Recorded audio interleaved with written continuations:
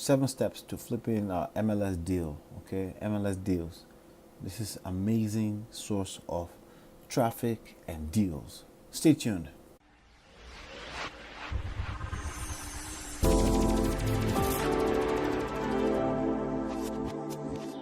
Hey, my friend, this is Ola coming to you live from my Empire Pro Studios on the road. I'm still here in a place called Poland, Ohio. But the information I'm going to share with you, it's very important today. So I'm not really. It's a question, but it's a more it's a more step-by-step information that you should pay solid attention to. But I want to share this with you because it's opportunity that's available out there that you can take advantage of. But there's some disadvantages to it. There's advantages. There's pros and there's cons to it. And I want to talk about MLS deals. Okay, deals from the MLS. What's MLS? Multiple listing systems. Okay, so a real estate agent, a licensed real estate agent.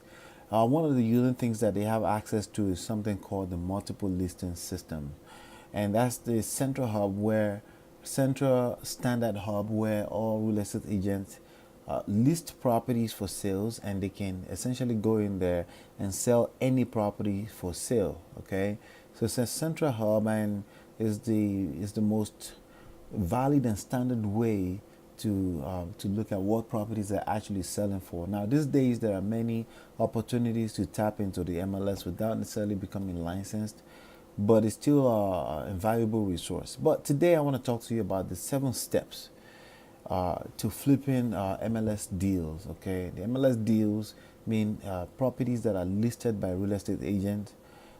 Essentially, this houses, one thing is that that the houses on the market or on the MLS are essentially houses owned by people who have signified that they want to sell. Okay, and that's a step further in the process of finding how motivated a person, the seller, is. Right, they've actually said they want to sell. Now, how motivated they are is a different question. Is it a good deal? Is a different question. Are they willing to go down to the price, a wholesale price, where you can actually flip this deal and make money? That's a different question. But I want to give you 5 different steps of things that you should pay attention to. But before I get into the 5 different steps, I want you to note these 3 prerequisites before you approach a deal on the MLS, before you approach a realtor and try to call them for a deal on the MLS as a wholesaler.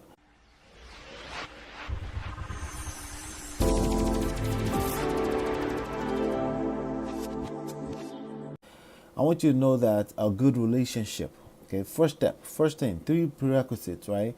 A good relationship goes a long way with your listing realtor. And the way I wrote this here is a good relationship with the listing realtor to pull this off, even if it's 100% legal, okay?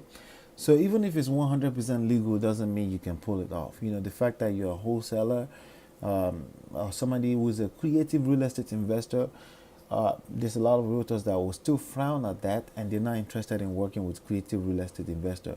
They only want to work with conventional real estate deals, conventional real estate professionals, and that's just what it is. And you just want to make sure that you have a good relationship with the realtor so you can avoid all of the drama that comes with somebody who wants to be Mr. Holy or Mrs. Holy or holier than thou. They want to do everything perfect. They don't mess with real estate investors. You need a real estate investing friendly realtor, and you want to have a relationship with them already before you can really pull this off in most cases. Okay, the second prerequisite is $1,000 deposit. When you're dealing with a house that's listed on the public market like MLS, typically you want to have a deposit. Now, there are multiple ways you can get around this. You can have the deposit with your lawyer. You can have it with an attorney. You can have your $1,000 deposit with an attorney in a trust escrow account, and you can use that same money when you use it as deposit for every deal you put an offer in on, essentially. Okay, but just understand by technically, from the technical standpoint, you need $1,000 deposit, typically earnest deposit, before somebody can really take your offer to a house that's listed on the market serious. Okay. Number 3 is a proof of funds equal to or greater than the purchase price. So they need to make sure that you have this money that you in fact can afford to pay for this property. Okay, so that could be a proof of funds, as in you have the cash in the bank. It could be a proof of funds from your network of investors. There's a lot of people do that out there right now.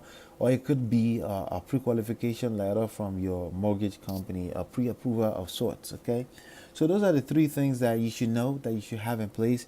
You need a good relationship with $1,000 and a proof of funds. You need to show that you actually have money that you can actually afford to close this type of deals. Okay, so now with the three prerequisites out of the way, let's talk about the 7 steps to flipping MLS listed properties. Okay, that means a publicly MLS listed properties by a licensed real estate agent.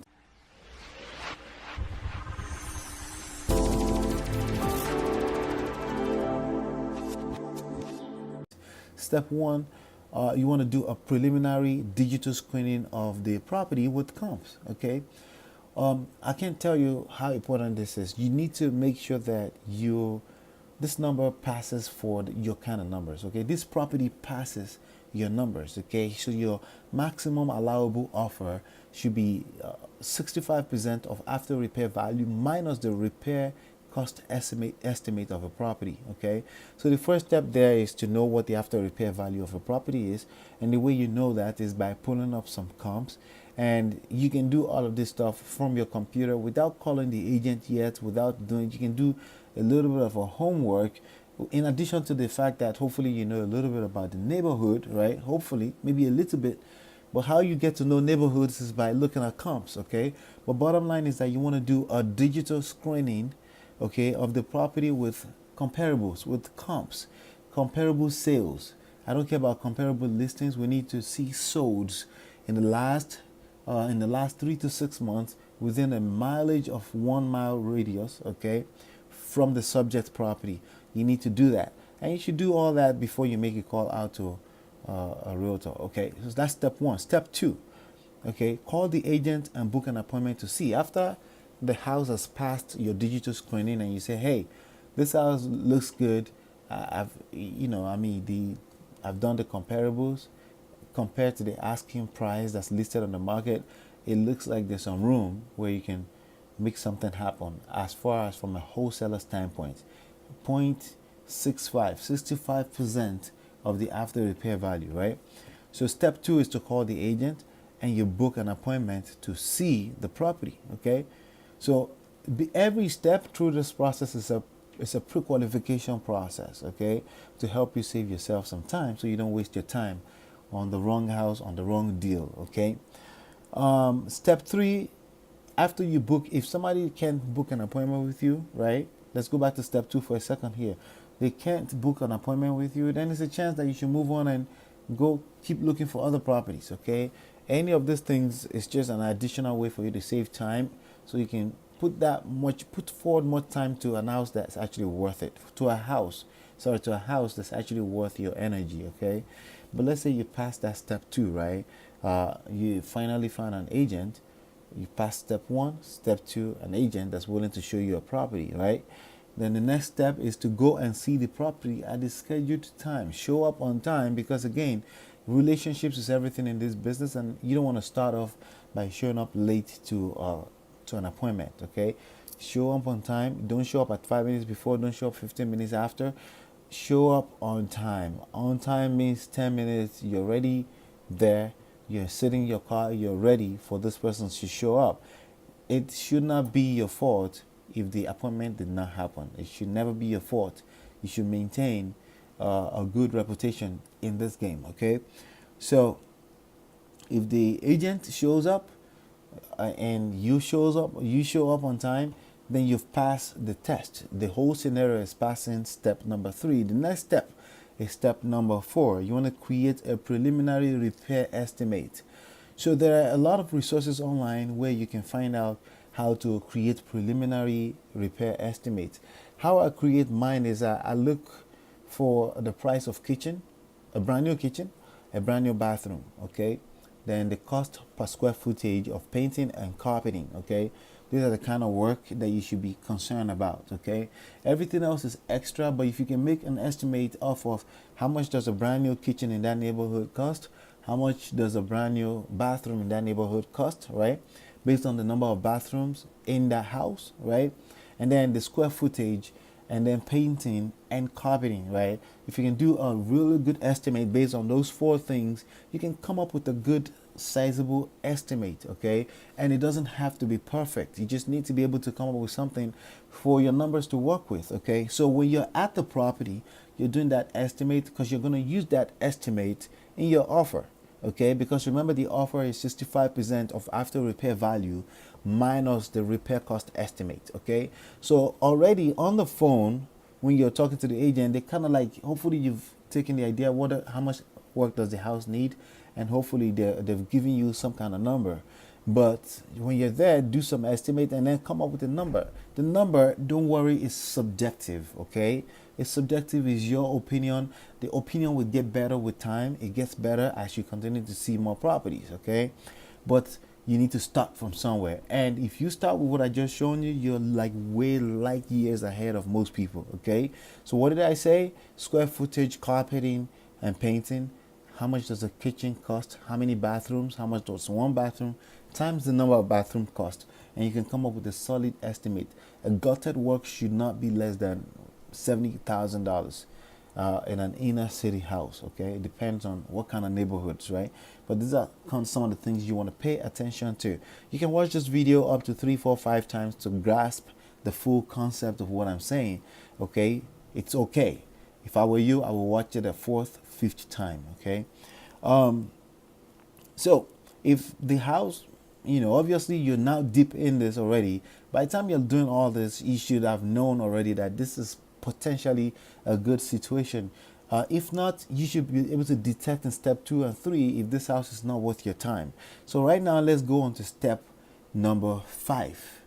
Step number 5 is that you say, thank you, I like what I'm seeing so far. Let me do some homework. I'm going to get back to you. You're talking to the agent or the person that showed you the house, right? That's step 5. So you create your offer. Remember, your offer is 65% of the after repair value. Remember that after repair value that you created from step 1? That's 65% of that minus, okay, now you subtract the repair estimate that you've just created from visiting the property. A lot of time people will tell you, oh, you need to do an estimate, find a contractor. No, you don't have to spend money or waste contractors' time having them do estimate for you.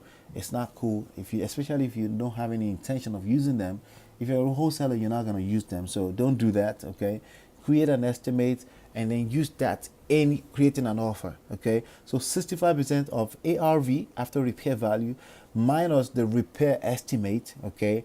And that's your maximum allowable offer, okay? That's it. That's your maximum allowable offer. Now you need some negotiation skills in this situation, okay? And the first step is don't just throw up your maximum allowable offer up front, okay? Make sure that's take about $20,000 off of that, okay? Depending on what kind of market you're in, okay? But essentially, you want to take away about 0.5%, okay, of that. That's what you want to. Sorry, 5%. 5% of the 5%. Yeah, 5% is what you want to take off of that. So for every $400,000 worth of value, you want to remove $20,000. So for $100,000 worth of value, you remove $5,000 from your maximum allowable offer, and you make that your initial offer so that there's room for negotiations if they decide that that number is close to what they can work with, okay? But of course, you're justifying all of this because this house needs work. So again, if you're offering on houses that doesn't need work, this is not going to work out very well for you. You still want to focus on distressed homeowners. You want to focus on distressed properties. That means houses that need work, houses that has become a challenge for the homeowner, houses that has tenants that won't leave, or things like that. That's what you're looking for, a distressed situation, so you can actually show up to the table with solution as a problem solver, okay?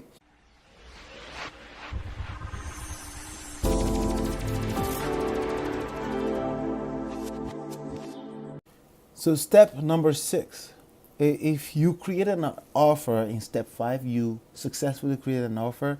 Now you want to email your offer, okay? You want to email your offer. It's a contract plus a proof of $1,000 deposit with your own attorney already in the trust and escrow account, right?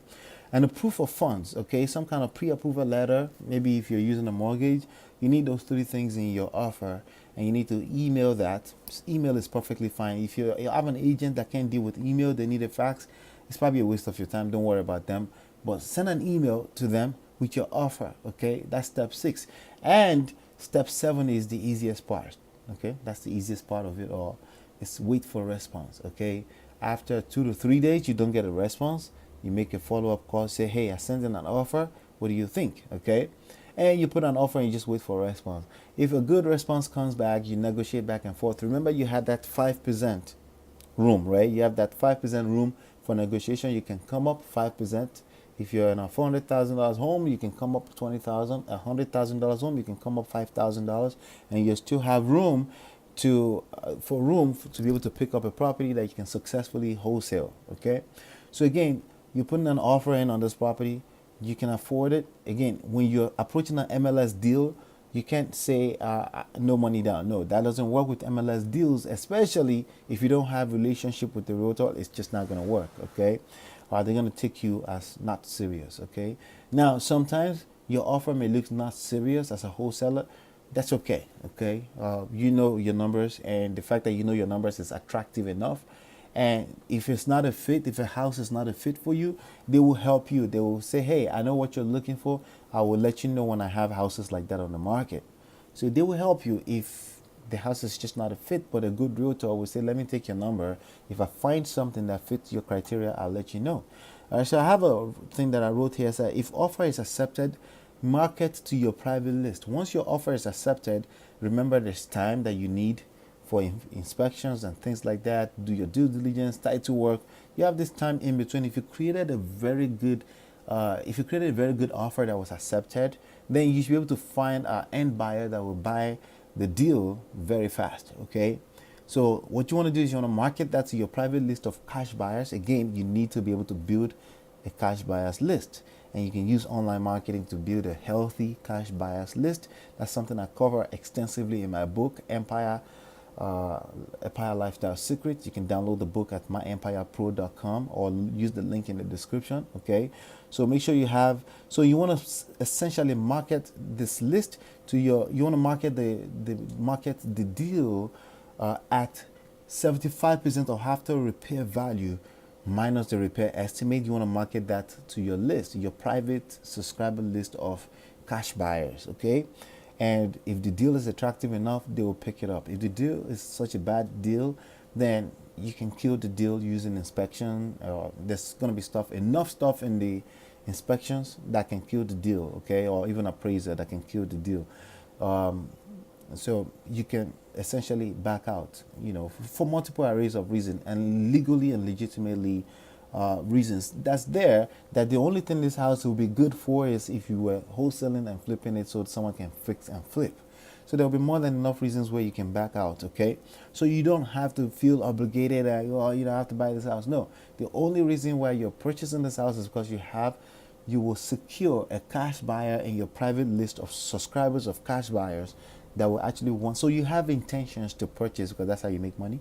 So that doesn't defile the fact that you have intention to purchase this property. However, sometimes the number is just off. Okay, if the number is just off, it's off. There's nothing you can do about that. And again, you can come up with any reasons, retail reasons, to back out of the deal, because it's just not going to work out.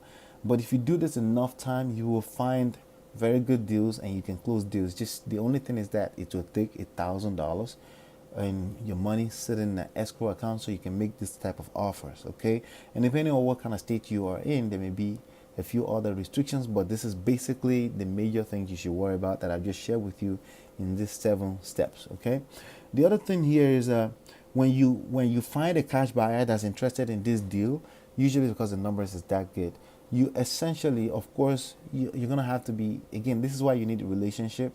You need to be able to say, hey, I need to show this house to my partner, okay?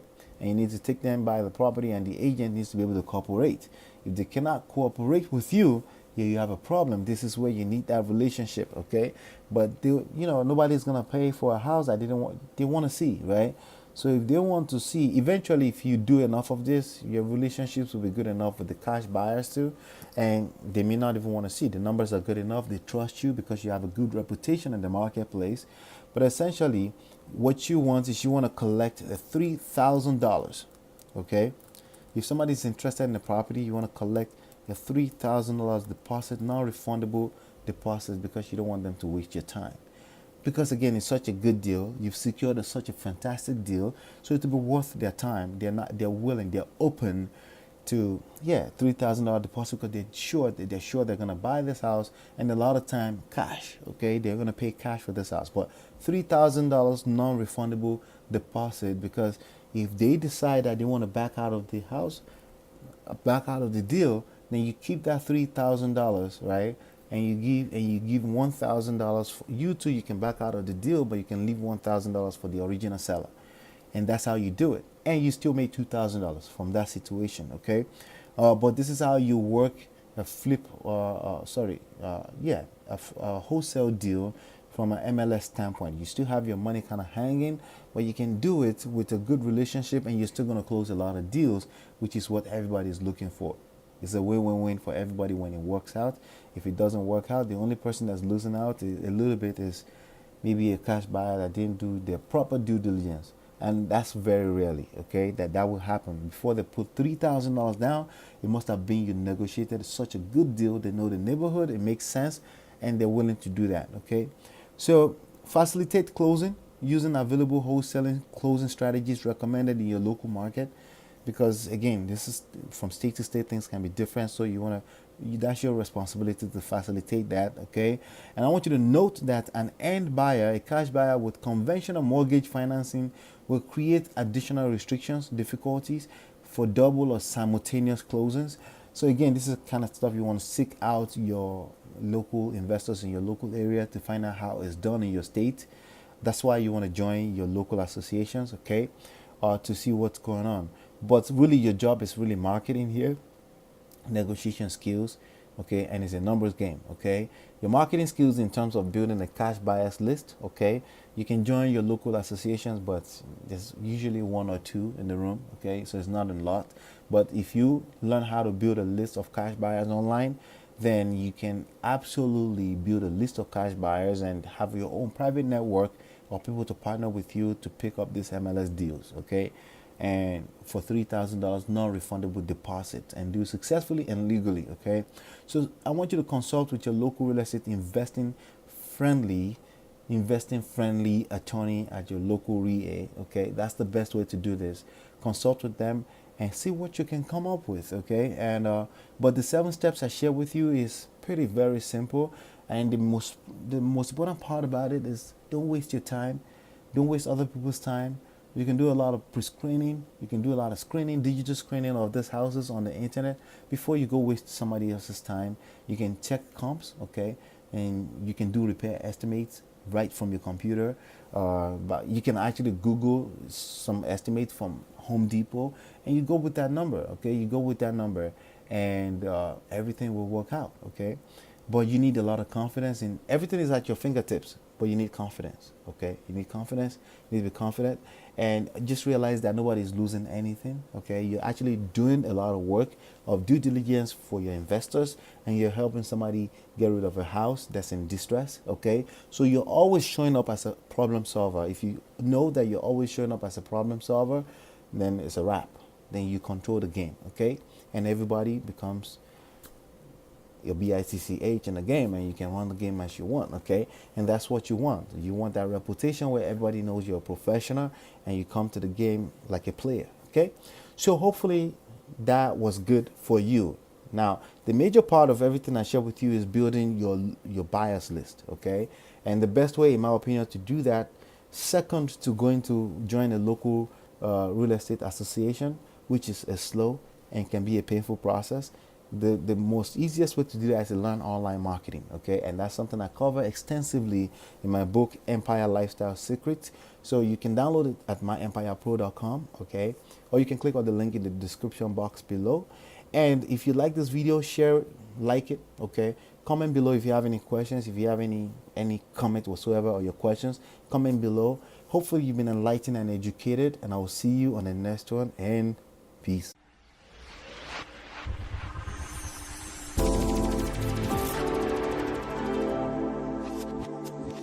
Do you own a business? Do you want to build the business to massive profit? Learning how to generate online traffic of leads, followers, customers, and high paid clients on demand? This is the number one reason why 95% of businesses fail and shut down in 5 years or less. Do you want to start a business from home, building your own very own empire? Then help other businesses get massive traffic of high paying clients and profit 6 figures income or more in your first year. How? It's all in the book. Get the book Empire Lifestyle Secrets at www.myempirepro.com or click the link in the description to download it. It's 100% free. In addition to that, I've got a free bonus that's worth $97. It's a 7 lessons online course that I created just for you called Smart Business Empire. Access will be delivered to your email with your free book, Empire Lifestyle Secrets. www.myempirepro.com.